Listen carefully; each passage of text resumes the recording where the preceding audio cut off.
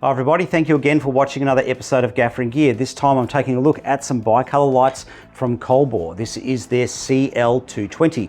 220 watts output from a light that only weighs 1.6 kilograms. Its CCT range is 2700 Kelvin up to 6,500 Kelvin. Over here we have its big brother, which is 330 watts output. This light only weighs in at a fraction over 2 kilograms and also has green magenta correction. Now these lights are very cost effective to buy, but they do have some limitations that come down to their price point.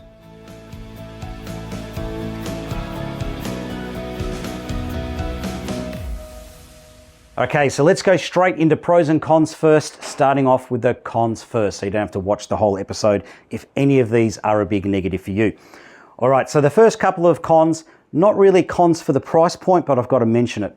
No DMX control, and they also don't have any weather protection rating. I think that's fair enough for the price point, but I should mention that because a lot of our lights now have a weather protection rating. Okay, the next thing is the 220 here. At your commonly used kelvins like 3200 Kelvin and 5600 Kelvin, this does skew noticeably towards magenta. All right, so if you're going to buy one of these and you're going to match it in with other lights that don't have a color skew, a good idea would be to buy this and also buy a sheet of 1/8 plus green correction gel. That'll get you pretty much close enough. It'll get you in the ballpark close enough that it'll match in with most of your other lights, assuming your other lights don't skew magenta. Now the 330 here, this does have red and green LED emitters. Now that gives the light green and magenta correction capabilities. But here's my negative. It doesn't use the full array of emitters to track to the planckian curve. Instead, it just tracks like a regular bicolor in a straight line. Now from a professional user's perspective, that's a little bit of a negative. It's sort of lazy programming. I sort of get where they're coming from because these two match together without the green magenta. It ties in with the rest of the family of product, but from a professional user's point of view, if you're going to have green and magenta correction, you might as well try to track to the planckian and daylight curves so that matches into the professional gear. Now, just one thing to note with this, when you dial in a green or magenta value and then dim the light, both the green and magenta value and your CCT are locked together and dim simultaneously, unlike some other cheaper lights that I've reviewed in the past. Now let's go over things that are neither pros or cons, they're somewhere in the middle. Okay, so the first thing for me is the cooling fans. Now the cooling fans are okay. They're not the loudest I've come across, but they're also not the quietest. I think if I was in a tiled room, for example, like a kitchen, I might get a bit of stink eye from the sound recordist every now and then. But if I was in a carpeted room, for example, I don't think these would be an issue. Now, in terms of the fan modes, you've got 3 modes. You've got silent. Now, according to the instruction manual, when you run it in silent mode, the light will run at full power and turn off if it gets too hot. That is not actually the case. These run at 50% brightness, so there might have been a firmware update since the instruction manual was written. The next mode of operation is full power, and that is quite loud. I don't think you could get away with it. Now, in terms of running it above 50% brightness and having constant noise level, this is the only option you've got. And then the next option you've got is the smart mode. Now the smart mode to me does seem to be okay. I have run it for a couple of days and it doesn't do any rapid acceleration or deceleration. It seems to be fairly constant and usable, but it is a little bit borderline if you're in an environment that does have a bit of echo. Okay, running these lights off batteries. So on the back here, you've got a 48 volt port 3-pin XLR. Now that can automatically detect a 14.8 or a 14.6 volt battery source. Okay, so you can run this directly off V-mounts using a 3-pin to a D-tap adapter. They also have as an optional extra a V-mount that'll go on the side. We'll talk about that in a sec. Now, when you're running this off a 14.4 or 14.8 volt V-mount battery, this light here runs at only 50% brightness.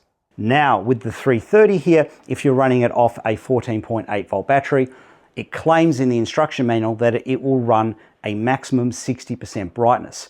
However, when I was doing my level checks, I noticed that this is only running at 41% brightness off a V-mount battery. So quite possibly they might have meant there was a 60% reduction and that sort of got lost in translation. Now, if you want to run either light at 100% brightness from V-mount batteries, you can always use a 48 volt power station. Now, one of the big sales points for these lights is the mounting options. You've got the bowen mount on the front, of course. You've got an umbrella mount here also. And the other big sales point is it also has rails on the side. And each of the lights are sold with one of these rail mounts. Now, these rail adapters have loads of threaded mounting points. Now, on the 220 here, these will lock in one of two positions. So you can have it here, or you can have it further down the front. On the 330, you can mount it in 3 positions. So you've got all of those threaded points, and in addition to that, it is also a NATO rail. Okay, so if you've got any sort of NATO rail clamps, these can go on and lock into position. All right, so the pros of this are pretty obvious. So why aren't I putting this in the pro section? Well, here's why. These are held in with spring-loaded ball bearings. There is actually no safety release on this. All right, so let's give it a good shake.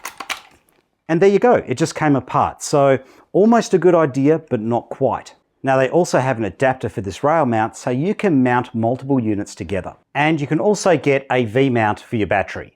Continuing through the list of things that I think are neither pros nor cons, the tilt lock. Okay, the handle is plastic, but it does give a nice solid lock. And upon closer inspection, you can see that the actual mount is made from metal. It's just coated with a plastic finish.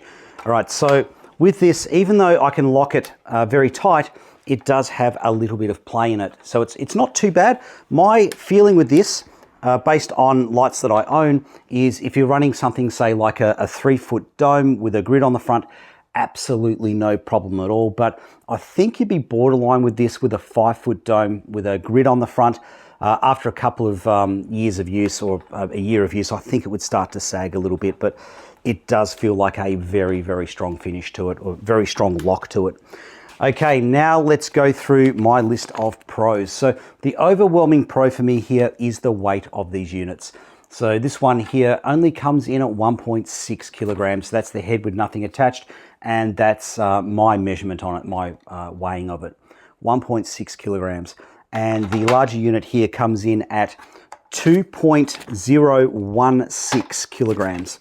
So if you're, say, running a little office studio or something like that, and you're very shy on rigging points, maybe you've only got a false ceiling and you're using ceiling scissors, you know, something of this weight enables you to rig.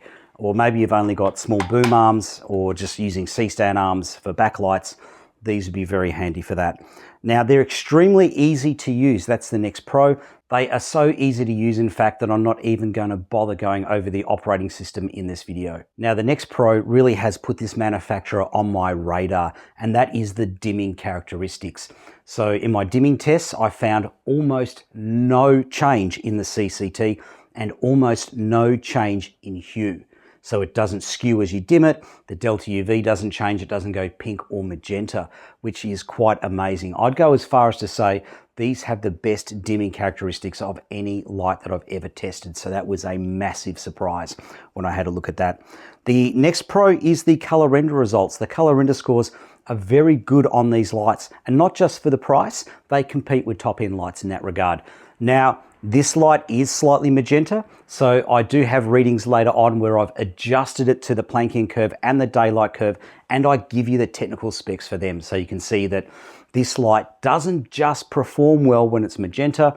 If you dial it up to a neutral white, it also performs extremely well. The last pro for me is the build quality. Now, it does look like plastic, the main part of the body, but it is metal coated in plastic. The only possible weak point, I think, is the front bowen mount. That is made of like a heavy duty plastic, but my concern is that if you drop this and it landed front first onto a dish or a reflector or something like that, it could crack the bowen mount area. That would be my only concern. And the last pro for me is the price point. Speaking of which, let's have a look at what you get for your money. All right, so let's have a look at how much they cost and what you get for your money. So the 220 kit here, that sells for $329 US, and the 330 kit here, that sells for $549 US. Let's take a look through that. They're pretty much identical kits, so they come in a very stylish bag. Now the bag has straps on the top here for you to carry a lightweight light stand as well. Now the bag's actually really well built. It's got heavy duty zips, lots of stitching, and the walls are reinforced. So the light's pretty well protected in a foam cutout. Okay, let's go through the contents. So in the top of the bag, you get your instruction manual and you get a shoulder strap for the bag.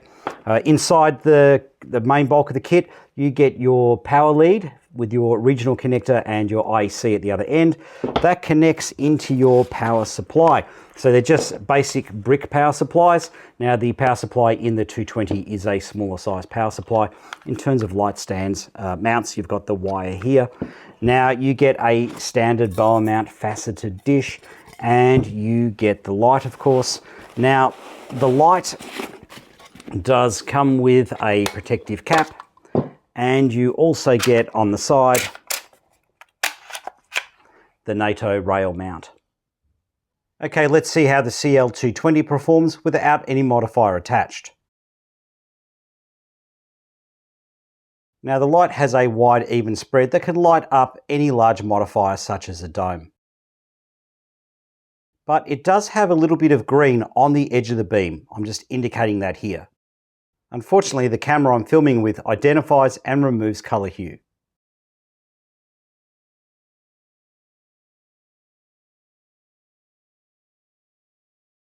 The results are the same regardless of the CCT that you dial in. And it's got nice and crisp shadow qualities. Now let's have a look at how the CL220 performs with the supplied reflector.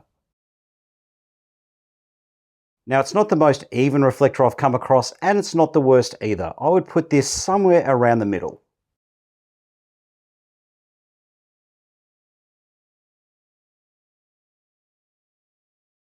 The results are the same regardless of the CCT.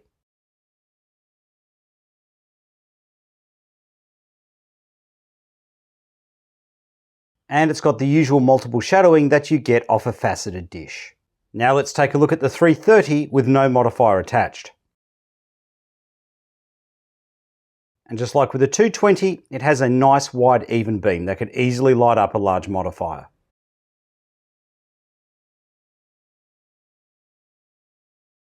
Again, there is some green hue on the edge of the beam here. Unfortunately, the camera I'm filming with identifies and removes color hue. The results are the same regardless of the CCT dialed in.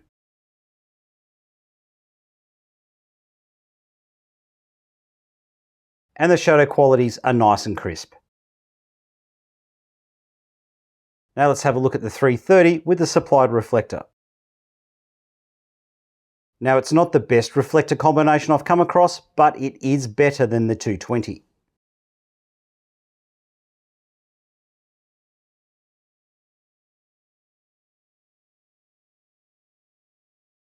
The results are the same regardless of the CCT dialed in.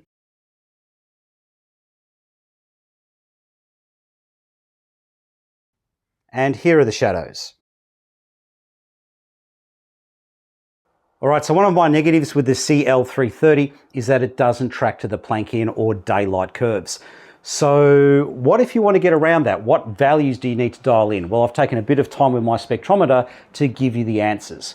So let's say we don't want the dish on and we want to get to the planckian curve at 5,600 Kelvin.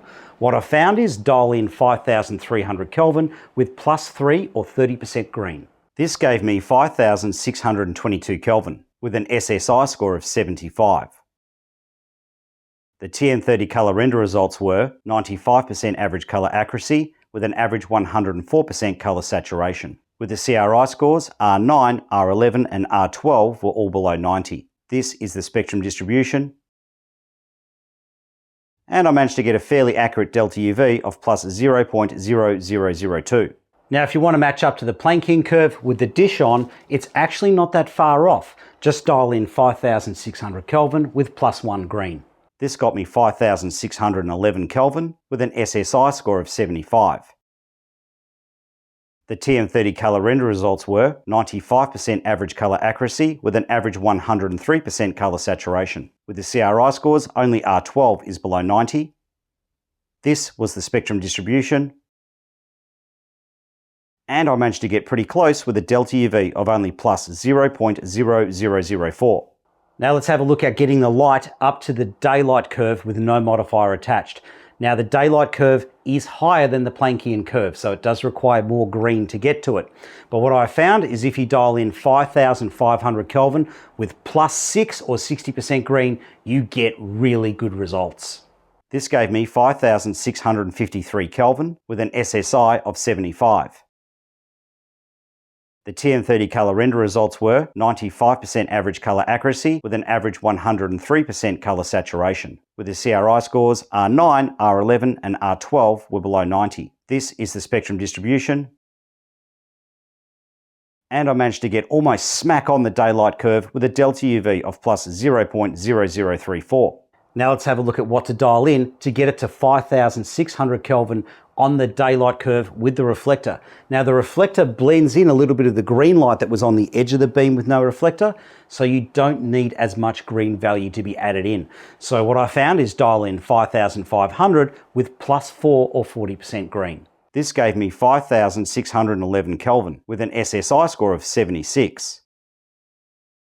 The TM30 colour render results were 95% average colour accuracy with an average 102% colour saturation. With the CRI scores, only R12 is below 90.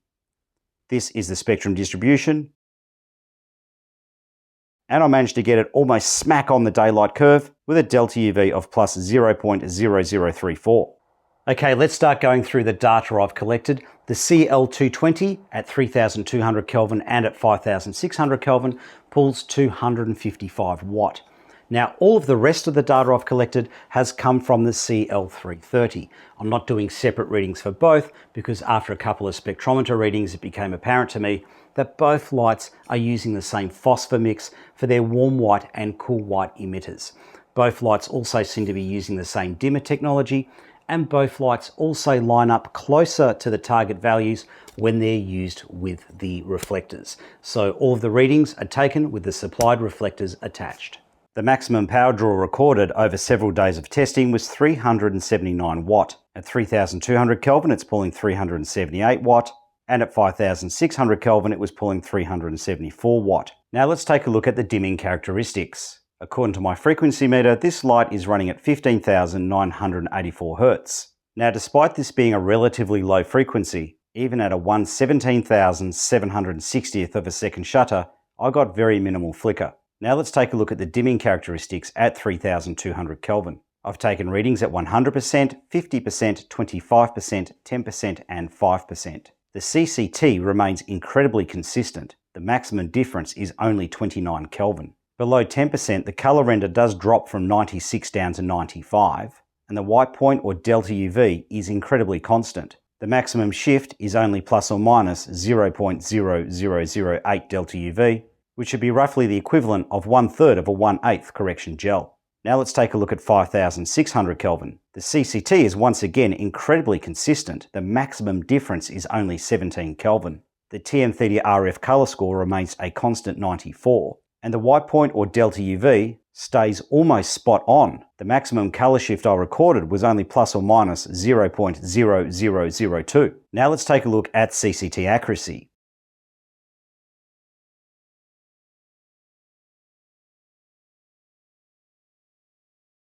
Now let's take a look at the colour render measured in TM30 RF.